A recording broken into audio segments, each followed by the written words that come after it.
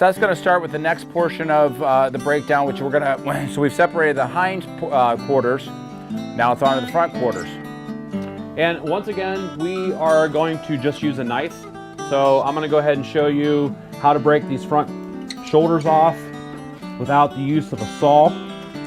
Most of this time, with a little bit of careful study, this animal is going to tell you by just visual cues where things go together. And usually what you'll find is when you're between the muscles, you're going to find that membrane that separates the muscles, so you can follow that membrane. Obviously experience plays a major role here, but hopefully with the use of this video, you're going to gain a shortcut. So just follow the steps that Seth's taking here.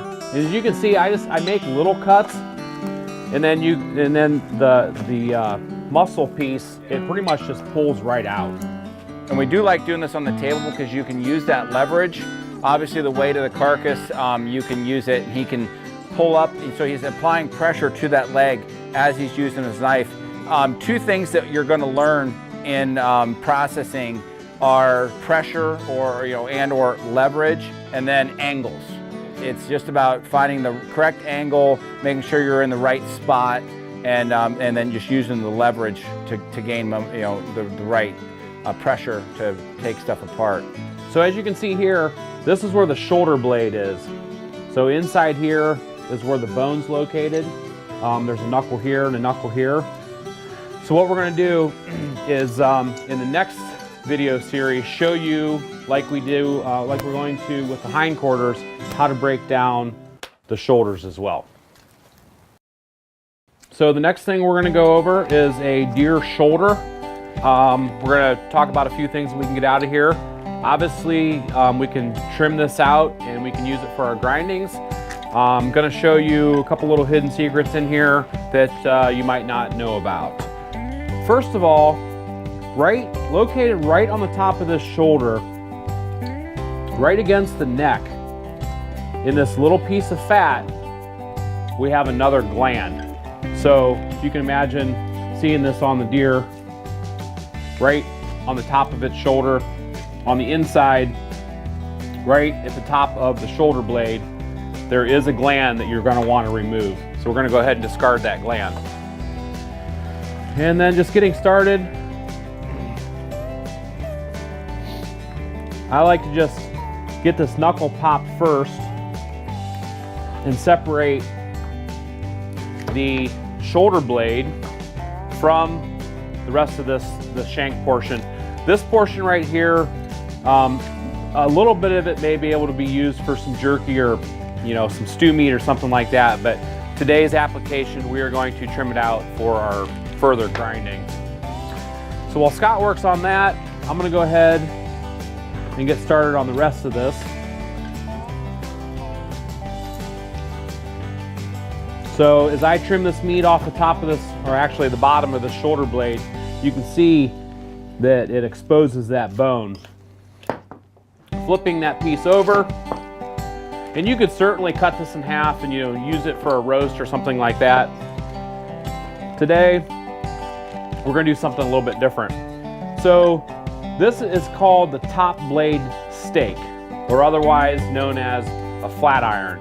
You've probably seen them in a grocery store from a beef. I'm going to go ahead and show you how to cut it from a deer. So following this bone, there's actually, on both sides, there's this bone that runs the whole length.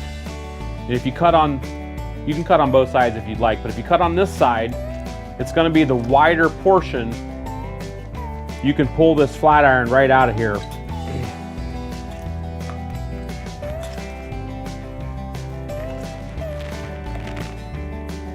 Slowly working it out. And if you take your knife and you cut right down against the bone,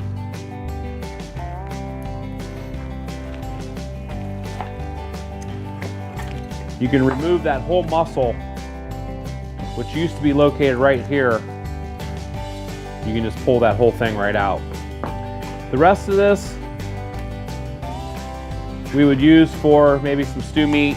You can cut a little bit of jerky out of it if you want to take the time to do that. What we're left with here is the shoulder blade.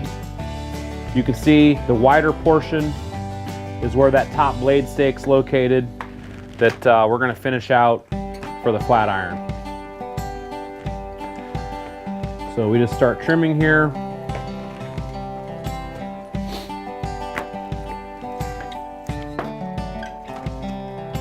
And as you can see, we end up with this real nice muscle.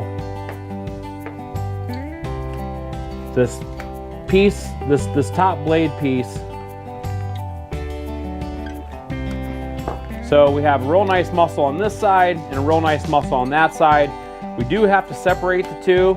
So here again, using the fish fillet method, just go ahead and work your knife down along that sinew. You can see it exposes that silver skin there. So you have this piece. Go ahead and flip it over. Doing the same thing on this side.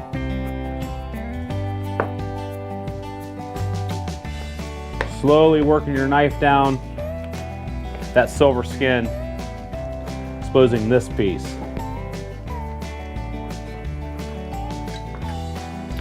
So what you're left with is a venison flat iron. They're not very big, however, they are very tasty, and if you want to take the time to pull those out, it's a great addition to your steaks, and they're very tender. Most people don't know they're located there. We just place them back in. That's where you would find your flat iron. So as we continue to go through the shoulder, Scott's working on the trimmings. We have another one, of course. So here again, you could use it for a roast. You can cut some jerky out of it. You can pull your flat irons, or you could trim it out, the rest of it, what's left, for your grindings.